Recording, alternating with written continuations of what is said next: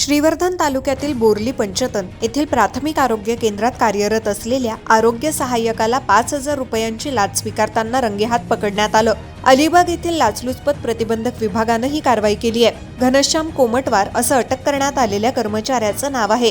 तक्रारदाराकडे वैद्यकीय व्यवसायाबाबत संशय व्यक्त करत तू बोगस डॉक्टर आहेस, 10,000 रुपये दे अन्यथा तुझ्यावर धाड टाकीन अशी धमकी देत आरोग्य सहाय्यक घनश्याम कोमटवार यानं लाचेची मागणी केली होती।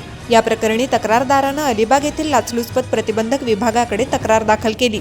तक्रारीची पडताळणी केल्यानंतर लाचेची मागणी झाल्याचं निष्पन्न झालं। त्यानंतर मंगळवारी एसीबीनं सापळा रचला। प्राथमिक आरोग्य केंद्रात गर्दी असल्यानं तक्रारदारानं आरोपीला आरोग्य केंद्रासमोरील रस्त्यावर बोलवलं। तेथे तडजोडीनंतर ठरलेली 5,000 रुपयांची रक्कम स्वीकारतानाच एसीबीच्या पथकानं त्याला रंगेहात पकडलं। घनश्याम कोमटवार हा बोर्ली पंचतन प्राथमिक आरोग्य केंद्रात आरोग्य सहाय्यक या तृतीय श्रेणी पदावर कार्यरत आहे। या प्रकरणी अन्य कोणाचा सहभाग किंवा वरिष्ठांचा हस्तक्षेप होता का याबाबतही तपास होण्याची गरज व्यक्त केली जाते। मात्र या संदर्भात अद्याप कोणतीही अधिकृत माहिती समोर आलेली नाही।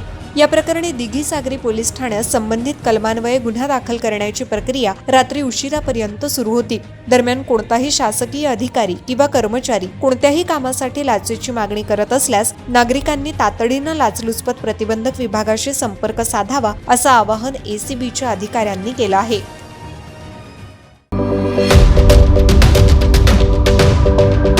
यूट्यूबवर सुद्धा रायगड टाइम्स सर्च करा आणि पहा रायगडच्या कानाकोपऱ्यातील प्रत्येक बित्तम बातमी।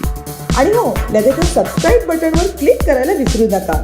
रायगड टाइम्स, आपलं चॅनल, आपला आवाज।